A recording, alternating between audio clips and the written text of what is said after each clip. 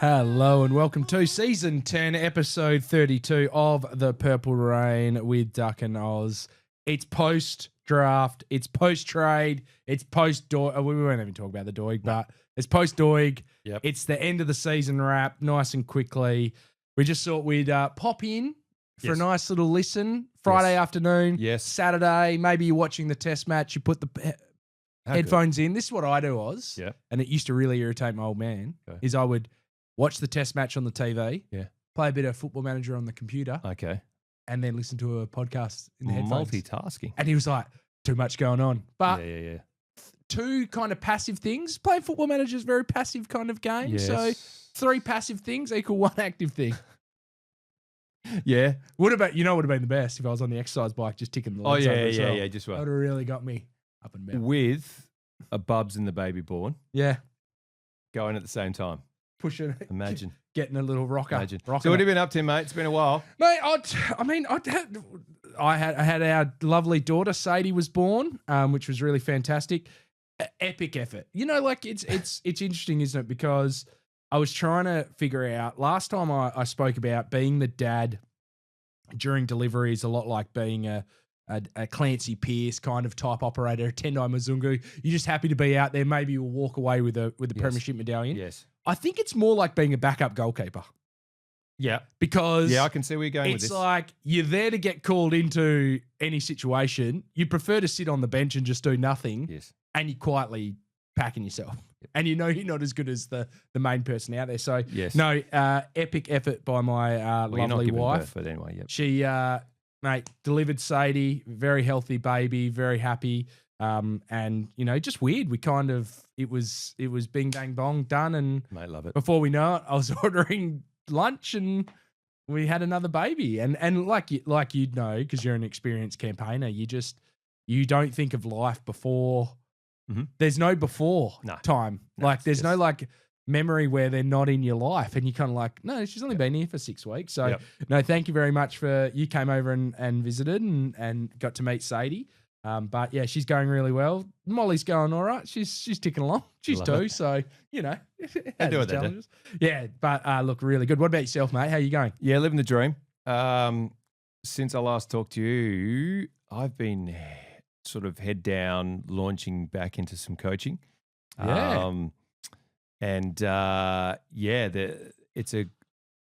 it's a humbling experience to sort of really get back into that sort of tier of basketball coaching again, and to work with such an elite group of young men, and they're doing everything that I've asked to do, and I'm sort of shaping the program in a certain way, and it's really pleasing to see the lads work really hard. You are a very humble guy. Like, considering, would you say PSA basketball would be just below Wobble? In terms of standards, a little bit below Wobble? Like, there's no competition in between, is there? Would you say? Or is there? I'd say is it something at the peak of PSA, you've got most kids are playing Wobble. Most kids are playing Wobble? And I'd say the elite level, because you get, like you heard, some of your state kids start heading towards that. So I would say, if not at the level. Yeah. And, mate, you've coached 3 Blackwood Cups? 5. 5 Blackwood Cups? Yeah. A lot of guys who've gone off to college. Yeah. And now you're back with the Kiwanis. Well, I don't make them go to college. They do everything. Like, they do the work. But Oh, come on, man. Like, let's just, you're a very I stand there. talented basketball coach who has been, you know, has coached for a long period of time. And I think that's something that I think you on the pod, guys, obviously Oz, I try and lure him into, let's talk about some basketball tactics within footy, because there's a lot of crossover. Yeah, there is. When you talk about it and you lock in, mate, it's like, oh, there we go. Well, mate, that's my man. I've currently got 2 ball. kids. I've got two young men in the team at the moment who are State 18s players, essentially, for footy. And they're the kind of dogs you want. Yeah. Because the grit and determination that you get, and that feeds off everything else that the other boys bring, which is equally as determination, you know, and all that sort of stuff. But it's just, you know, I've always thought a outstanding basketball team has elite sportsmen outside of basketball playing for you, particularly footy. Yeah. And when you've got a crop of good footy players and you combine that with basketball talent, you harness that. I know this isn't what people are listening out for, but do you think like the footy background basketball players are just that little bit extra? Because I remember like just that little bit of extra physicality. I think if you play both, Yeah. I don't think it really matters in which order you go, but I think having both, particularly when it comes to boards, because boards, boards, 100%. Because and shout out to one of my boys, I call him Country. He's just come down from Karratha. Just physical. He's been playing footy with bit men. of Big Country. Yeah, Big Country. Big Country. Whose nickname was Big Country? That was a guy from Grizzlies, and that was Big White Guy. Oh God. Yeah. You know I'm the guy. looking this up now. It's got like a crew cut going on. Anyway, basketballers, cross footy players, and you can see that in the draft. So you see a lot of these guys that are getting picked up, which is a great segue. A lot of these guys that are getting drafted actually play basketball, and then I think if you're really wanting players to be well rounded and honestly like to prep them for things like injury prep and stuff like that, they shouldn't just be one sport focused. They should be doing cross sports, because that's how, you're building up different muscles and different core elements in what you're doing and different movements, and particularly lateral movement. I get on my bike when I start talking about lateral movement, which is Matty Johnson 101. But if you look at the great footy players, they can cross and play pretty much a multitude of sports and have done. It's great to see the draft happen and see some of those blokes who have played elite level sport in different aspects. And that's where we sit today, mate. We are about to talk about some fine young men. Oz, if you get the chance, like obviously Range, which is a book written by David Epstein, hopefully no relation, and he talks about doing a number of different sports. I think what he goes into a lot about is like the only sport which actually benefits if you just focus on it is golf. Whereas there's a lot of sports where you get better if you do a lot of different things. I think famously it was James Hird who did like either ballet or gymnastics when he was younger, and that really helped him with his footwork and his movement and things like that. So very interesting. All right, Oz, let's get into it, Bart. Here we go. A big preamble. Here we go. We're going to talk about all the guys that came into the team over the last trade period and obviously the draft. And we're also going to talk about we'll finish off with our man Mason Cox, who's going to join on Monday by all reports. So let's start off with Judd McVie coming into the club. For pick 23, it was in the end, Oz. We slid back a bit. We did. We did a couple of moves. And look, I couldn't even find where pick 23 was in the end because the draft is so compromised. Compromised. Sorry, did I say that? No, you're right. It is. It's extremely compromised. And it's to a point where I think they've got to just be clear cut on the rounds. Like for us to pick 25 and be the last pick in round one. Yeah. Only 18 teams, brother. Yeah. Only 18 teams. How's it 25 picks? Side note, rant. How does Gold Coast get all that talent in the top end of the draft? Yeah. And yet it's supposed to be round one, fair, uncompromised draft. It's just an absolute joke. But like the draft's uncompromised, the fixture's compromised, everything's compromised. Yep. This is a compromised competition. Yep. There's nothing that's fair. By the way, I don't like travel. Does that mean Freo doesn't have to go? They don't like travel? How's that? Works for Colin. Mate, how great was Kane Corns? I've been listening to a little bit of Corn. I like a little bit of Corns, and it's not Kingy, it's the other bloke who's with him. And he reckons that the Dockers, Eagles, in particular, start like 3 games behind because of the travel. Like, I was like, man, that's so good. So good for a media person on a national platform to be able to say that and go, yeah, they're 3 games behind. Like, they don't get any benefits. The travel is route. And he was like talking about getting on the plane to go to fly. And he's like, I'm not even playing footy. And it takes it out of you. So very interesting. But getting back to it, Judd McVie, really love that pickup by the Dockers. A lot of run off halfback flank. Pair really well with Clark, I think, which is the main thing, is that different kind of player that can run and drive off halfback flank. I think we saw Wagner move more into the midfield at times onto a wing. We saw that he can do. We also saw that Wagner can get injured. And look, he really stepped up, and him going out of the finals, I think, was a little bit of a kick in the nuts thing that we didn't see coming. Yeah, and that was actually a little bit of a crucial part. I think when you're looking at Carl Warner, who did take a step up, but what is his ceiling? And Banfield moving back into the back line, like we know Banfield's one of our whipping boys. So for him to be out of the side would, it's just a guy who isn't as talented as Judd McVie. So he might be the one who's kind of on the borderline, or maybe he moves forward, who knows? But I thought it really improves our back line more than anything else. Yeah, look, I think so. Anything that is going to help free up and get more ball into the hands of Clark is brilliant, but offset to that is someone who can actually use the football, and even more so now where you've got the whole lasso rule in place between the arcs and the ball going out, and then free kick to the opposition and stuff like it. Even more so than ever, it's really important for us to be able to nail targets and use the ball with precision going forward. So I like the idea of getting another kick back there. It's great. You always see the highlights and you see the positives in the highlights. So we'll see how he goes in pre-season. And to be fair to the guys, are not making too many judgments. But I love the fact that we're going aggressive clearly with speed and ball movement with what we've done with draft. Yeah. And I think that's one of the key takeaways from this. Yeah, well, and we can move into the draft now. Like, it's really weird looking at the draft. Essentially, we've drafted a small forward. We've taken a small forward in the rookie list, and we've got a small forward as our Cat B player. So we've got a lot of small forwards, which I think as well lights a bit of a fire under those other small forwards, because it's actually interesting, Oz, because I look back at our notes from the last game, and it was the small defenders and small forwards that were probably our biggest issue. Because our key position players, we've got a really strong spine.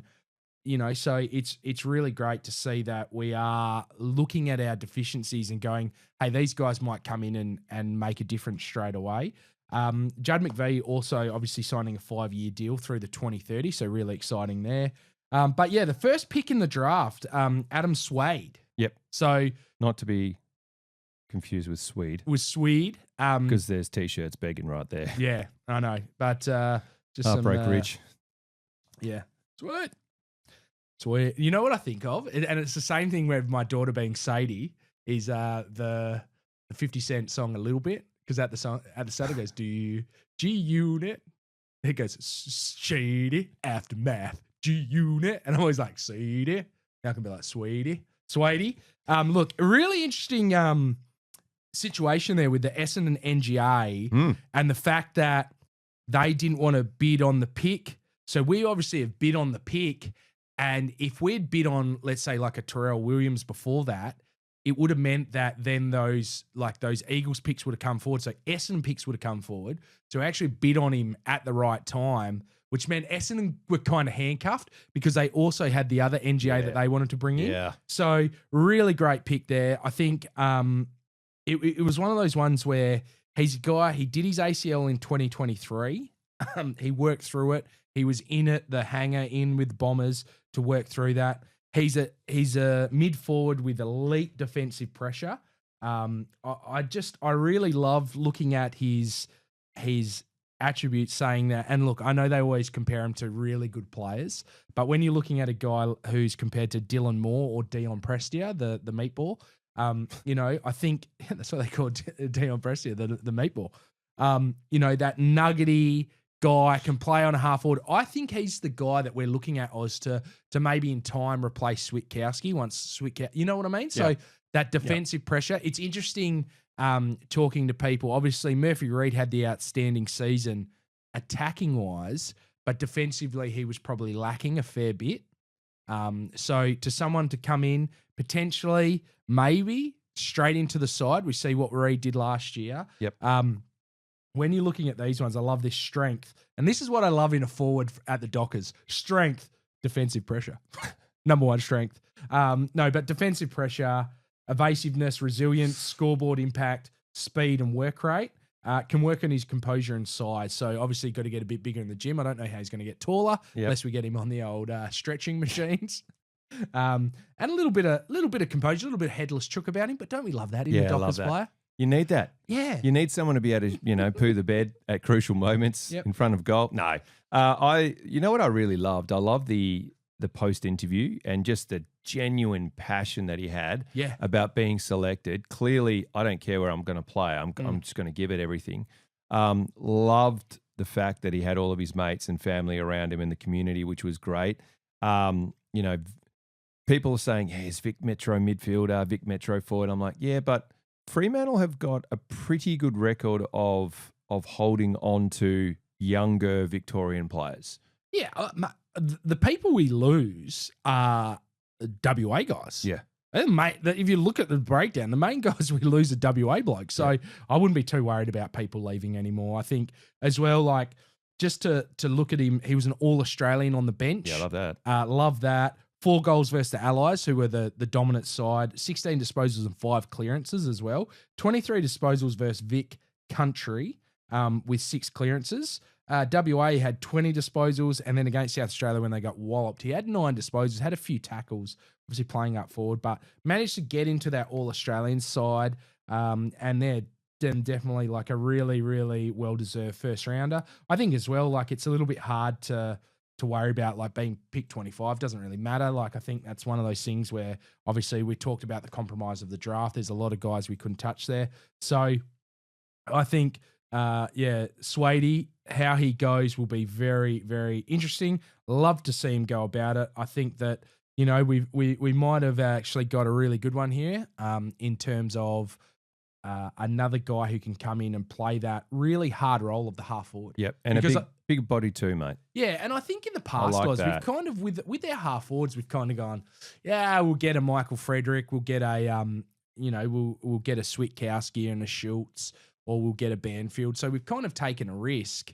And it is the hardest position to play because you do go missing for long periods of time. But to actually put some currency into that, you see how important those half forwards, like your Grand Maz, you know, your Dylan Moores, how important those guys are, your Zach Baileys, how important they are to a team and connecting from mid to forward. And he's a guy as well, I reckon, in time will hopefully roll through the mids as well. And it gives us another, and this is the kind of thing that I feel like the Dockers are kind of building towards, is this really hybrid kind of players that can go. So we can have 4 or 5 guys roll through the midfield from the forward line forward mid, and then you're losing them before you know it. Do they need to be under 180 centimetres in order to be drafted? Well, yeah, we don't like too tall a guy. Come on, chill out on that height, mate. Just chill out a bit.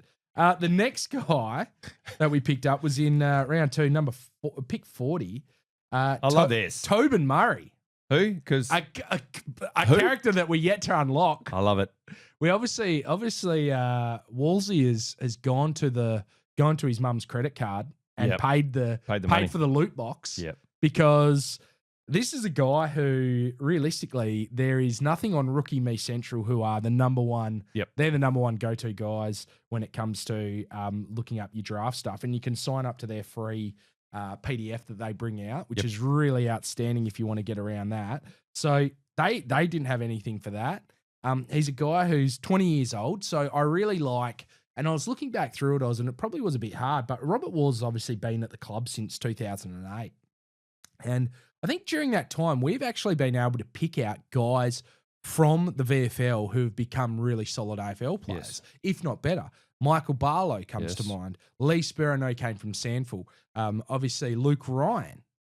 You know, but you do have the odd, and like Switkowski, Schultz as well was a bit of a mature ager. Vossi. Even if Vossi, old mate Sam Collins. I know that didn't work out, but he was, you know, and you do have your odd misses. You got your guys that don't necessarily work out, which is okay. But I think to take the gamble on a guy who, you know, he's kicked 28 goals, 17 in 23 games in the VFL. Played for obviously Geelong's VFL side, which, you know, Geelong have got some solid stuff. Kicked 5 goals, 1 and had 18 disposals versus GWS reserves last year. So he's a guy who can accumulate possessions, who can kick goals, and someone that I think in time will hopefully, you know, put pressure on the likes of Frederick and Dudley and guys like that within the side. You know, to be like, hang on, we can, you know, you can't just think that you're going to be, you know, no one's here to challenge you. So it'll be very interesting to see how he goes. And I found it interesting that old mate Cal Toomey, and look, he knows more about the draft than anyone. And I actually think it's a little bit boring now, the draft, because he's like, these are the first 20 picks that are going to get picked in order exactly. And he gets it right. Going like, oh man, like where's the intrigue? Like where's the mystery? Where's the mystery around it? It's the same version of NFL with Mel Kiper. Like they try and but get I feel it right. like there's a bit more intrigue around that. Oh, like, of course there is. But Anyway, You got to be it's just that a bit guy. more variables. Yeah. But yeah, you know what I mean. But where was I going with that? But like, I just think that like these second rounders are now becoming, and there might be more depth next year, but second rounders are kind of becoming a bit of a throwaway pick now as well, and like a bit of a throw at the stumps. And like you might hit, you might not, you know. So Because what does it work out to be? Like 1%. If you're in the second round, like 1% ended up making it. what in the AFL? Yeah, past. Oh, past Like 50 past the to second round. Yeah, it wouldn't be 50 many. to 100 games or something Yeah. like that. Yeah. It'd be interesting, and that's where you can often find your gold bud as well. Yeah, true. You know, and that's where Robert Wars, David Ward has been good. You know, your Lockie Neals, your Lukey Ryans, things like that. Yeah. You know, guys that are in their later picks. In Wolsey we trust, mate. That's it. I love the food spread that we had in the night as well. Yeah, some Tim Tams, Chocky biscuits, some Chocky biscuits, Tim Tams, some staple food. Mm. I saw JL on his phone playing. It looked like he was playing Minecraft. I'm not sure what he was playing. On his phone. He was playing something on his phone. JL, come on, step doing a bit of Wordle. But I Words think for Tobin, the reason why there's no photo is because there was an assumption that under no circumstances were we picking him up. Ask me why. Why is that? Because he's 180 centimeters. Oh, okay. Yep. Too tall. Too tall. No, so I mean, and I think as well, if he was ever going to go anywhere, it might have been a rookie list to Geelong. I guess they thought they might have kept him in, and Geelong are very good at keeping things quiet, keeping things under the carpet, under the rug, on the farm. I noticed they picked up 3 rookie players, and I was like, I bet you all these guys turn out to be absolute elite legends. Yep. Like play 500 games and kick 1,000,000 goals. Into our first rookie pick, our one and only rookie pick for a start. Leon Kickett. Oh, I love this. And I'm big into my cricket. I got the cricket going. Yeah. But I've got the rookie draft on. The thing I love about the rookie draft, there's no mucking. No. There's no Straight 5 in. minutes. There's Bang. no bids. It's like, all right, we're picking this bloke. And the next guy's like, we're picking this bloke. So I was disappointed. I thought Fred Rodriguez might have been able to get picked up. But he obviously went to West Coast first time. I like the look of Fred Rodriguez as a player. But obviously Leon Kickett, little bit. He played as an overage Colt and then played a couple of games of league. His benefits obviously are his forward craft, his X factor, his elite speed. Oh yeah. He's a guy who's got a lot of smarts as well. So he just needs to work on a few things, endurance. Look, he was projected to go in the draft between 30 and 50. He actually went to the National Combine. So to go to the National Combine, if you don't know, you actually have to be invited by a number of clubs. I think it might be 5 clubs might be interested in you, 5 to 8 clubs. Yep. So he obviously had a lot of interest. He slid out of the draft. We pick him up as a rookie, which is really good. Look, I love the way he goes about. I love an X Factor, Oz. You know that we love X Factor players. So 3 goals in his 2 games of league, which is pretty exciting. 15 goals, 10 in 16 games of Colts. So he's a guy who I think in time will probably take a little bit of time to develop, but could be anything. You know, he could be a guy who doesn't ever play a game for the Dockers. Who knows? Yeah. And that's the risk you take with rookies. And I think it's kind of like rookies are essentially to, you know, have a cricket saying. They are a throw at the stumps. They, you know, you don't expect rookies to really come on in leaps and bounds. And I think in the past we actually haven't had a great, like in the last 5 or so years, haven't really had any rookies that have kind of elevated, probably outside of a Josh Draper. But you know, it's something that I really am looking forward to seeing how he goes at Peel, see how he develops. He's got that extra year, get a preseason under him, get a couple of preseasons, you know, and again, bit more pressure on those small forwards. Yeah. You know, I love the X factor. Yeah. There's plenty of go about this kid. Plenty of go about him. 173 centimeters. Yeah. So I know you like that kind of measurements. Not too tall. Yeah. Don't want him too tall, mate. Into our Cat B rookies that we picked up. So we picked up 2 Cat B rookies. I know people were a little bit, and look, the Dockers fantastically put out a little couple of things on these guys. I know people are worried, did we pick them up? But the first one, Toby Wan, a.k.a. Toby Wan Kenobi. Yeah, come on, surely. You know the song I was thinking for Toby Wan for us to put on? Yep. Are you the one? You know, a bit of presets. Dun-dun-dun-dun. That's a good song, eh? That'd be good for him. Look, the guy, his strengths, obviously, big accumulator, penetrating kick. Interesting to see round 18 this year in the Colts versus East Perth, 41 disposals and 4 goals. Yep. You know, that's not kind of kid that isn't a good, has talent. His under 18s tournament, probably a little bit underwhelming, playing a little bit of a different role, however, not necessarily in the guts the whole time, but 18 disposals versus Vic Country, 18 versus South Australia, only 11 versus the Allies, and 13 versus Vic Metro. So just trailed off a bit. Obviously got injured in the Colts grand final. Yep. Did his collarbone, so couldn't really, or struggled a little bit with his testing there. But I think he's the type of guy, again, Cat B rookie, could be anything, could become another type of guy who does become a midfielder at the Dockers. 184 centimetres, which is great. Hopefully can get a bit more growth and speed about him and a bit more efficiency with his kicking in particular. But, guy who has running capacity, which is really good. I like that he's got a penetrating kick as one of his things. That's the big thing, mate. I mean, it's one thing to be able to accumulate the ball. The other thing is to be able to use it with efficiency and dispose of it. I think we've got someone here, mate. If you can recall sitting up in the box, we had a conversation with someone who was just talking about Freo just need to lock this guy away. They just need to lock this guy away and set and forget. So I'm pretty excited by what we're seeing. Again, every time you put a highlights package together, it's kind of like the videos you send off to colleges for players. Kids like, they look good. They look great. Yeah, they look great. This guy looks but great. no, this guy does look next level. So I'm pretty excited. And about again, if you're looking at the guys that we've drafted, he's the only. I mean, I think Swade will be able to go into the midfield in time, but he's the main midfielder that we've kind of got into the club for this. Out of this batch of guys. The last guy before we talk about our man Big Mace Cox, who's going to be a SSP, is another Cat B, a man by the name of Ryder Luke. Yeah. And now, Oz, what's the over under on me in the first couple of years calling him Luke Ryder? I'd say we're probably looking about $1 to $2. I reckon I'm going to do it about 1,000 times. Yeah. I'll be like, oh, Luke Ryder had a good game. Luke Ryder? Yeah. Who's that? But Ryder Luke, obviously a forward with big time X factor, didn't play in the under 18s due to injury. I just want to talk about this game, which is one of the all-time Dockery games. Round 3 versus Swan Districts. He kicked 8 goals with 8 kicks. Yep. In the first half, didn't touch it second half. No. A bit of a reverse whiz. Yeah. Melbourne versus Collingwood. Reverse whiz. Okay. Yeah, that's what he did. Kicked 10 in the second half, didn't touch it in the first half. But look, I thought this was really good as well. Round 11 versus Peel, kicked 2 goals 6. Now, if that ain't some Dockery alleys, this kid ain't ready to go straight up. But just a guy, raw athleticism, power, big upside, big X factor, that we could get him in the gym, get him up and about, get him a guy who is a powerful athlete, but just needs to work on his endurance. Yeah, so I think here what we need to do is just get Josh Tracy and Ryder Luke together. Just lock them away and just go, right, what we need is like a montage over 6 months. Yeah. Go.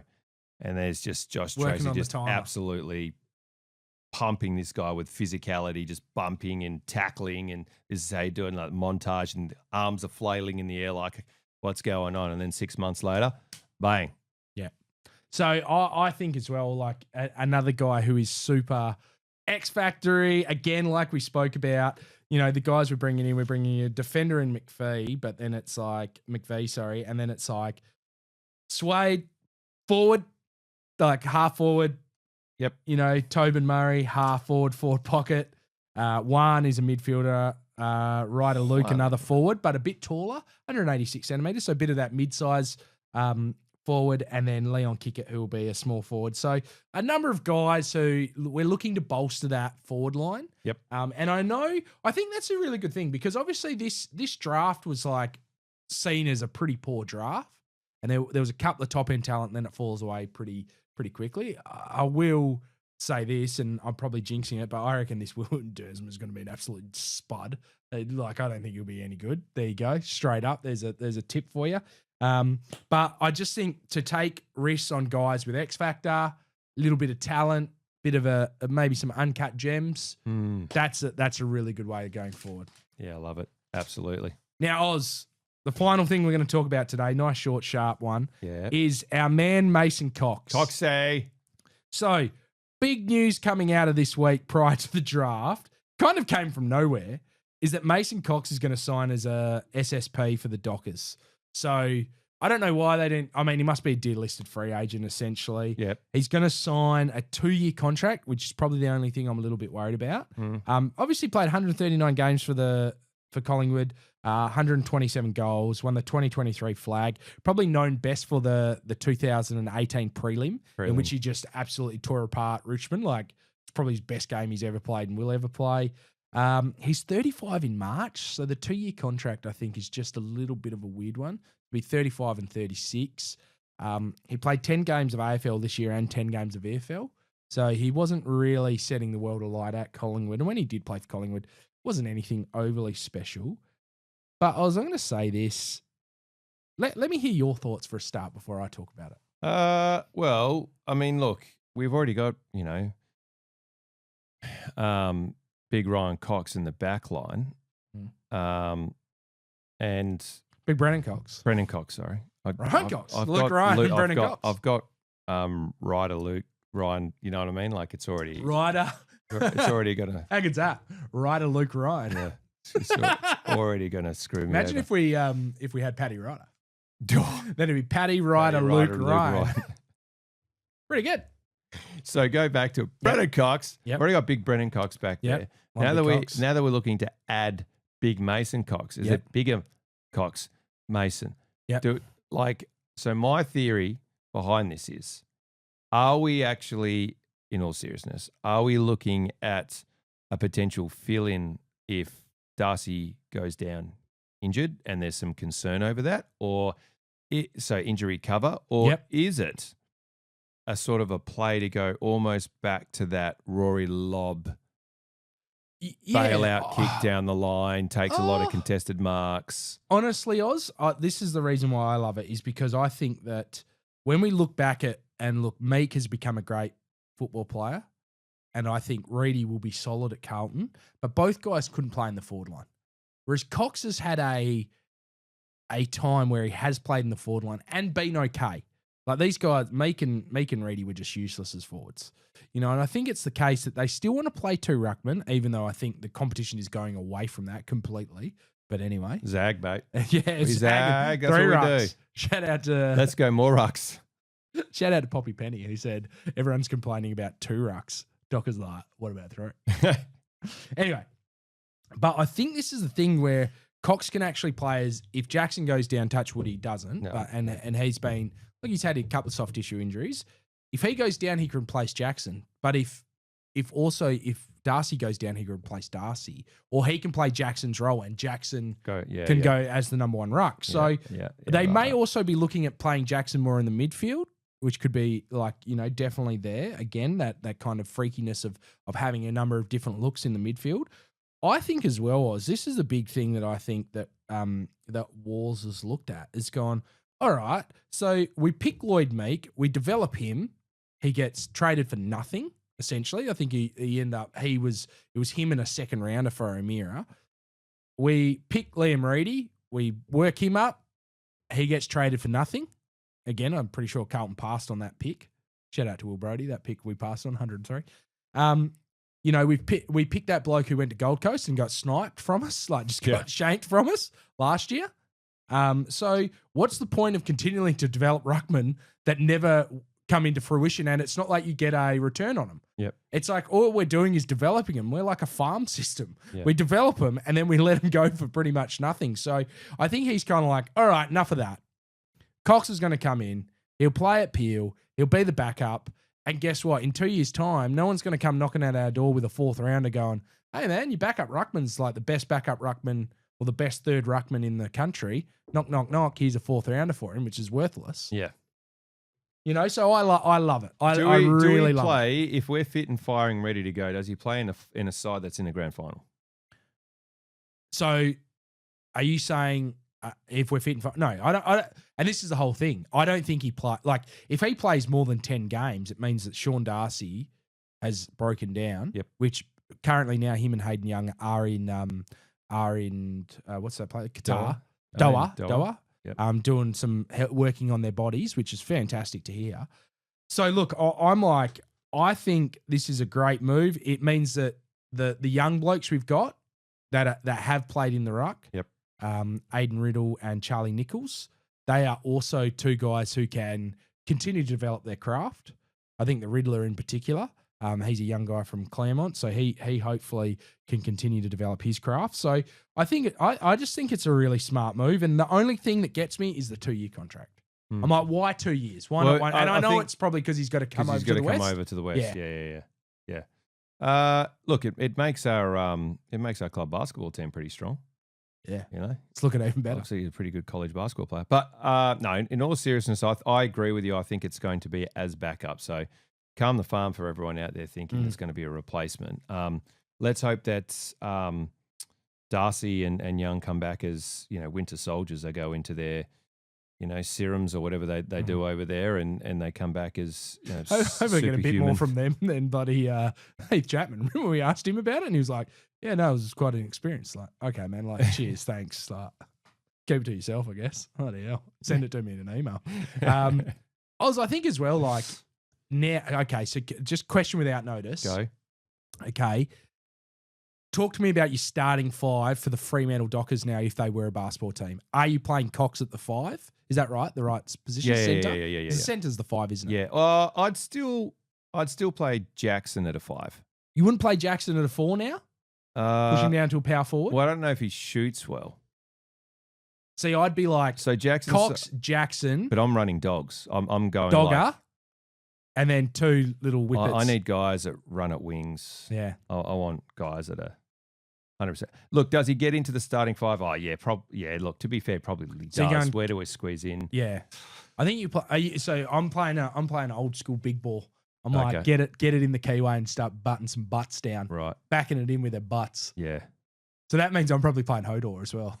Oh. I'm going Hodor, Jackson, Cox. Yeah. That's a big 3 right there. Yep. Yeah. Other Cox, Brennan Cox. Yep. And then I'm just one other guy who can shoot. Just a guard. Yeah, one small guard. Yeah. Don't know who else is good. Who's the real good basketball player there? Should ask him. That'll be our next question. Yeah. Go down. Well, Sonny's gone, so guard play is going to be interesting. Yeah, interesting. I just run. Something to think about. Yeah. Yeah. Apart from that, guys, we're pretty much that'll be us for the year, I think. The only other news which was actually quite interesting is obviously Phil Merriman leaving for mutual what's it called? Mutual decision, but sounds like it. I don't know if it necessarily was, but I think that's a really interesting move by the Dockers, given we've had a long period of really strong, like post Weber. Like Merriman's been great in terms of injuries. The only injuries have been like impact injuries, really, and Hayden Young's hamstring. I mean, there's a couple of guys that, I know, but they seem to have got better.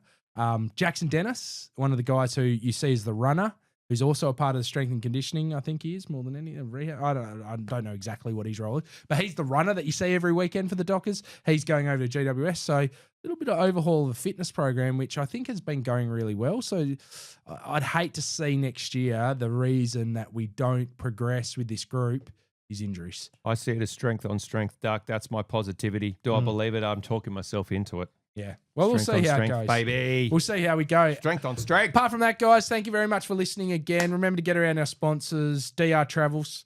I know he's probably been at the cricket today. Yep. Sonam Capital, get around Nando for any of your finance stuff. Bloom Real Estate, buying or selling. Make sure you get around them and make sure you get around our socials as well. We'll continue to put stuff out. Shout out to our man Michael for putting out some of the classic gags that have been coming out all week from him. He's doing a wonderful job. Remember, all our merch is still for sale on Redbubble, so get around that. That's always really awesome to see a sale pop up, even if it's a sticker and we make 20 cents on it or whatever.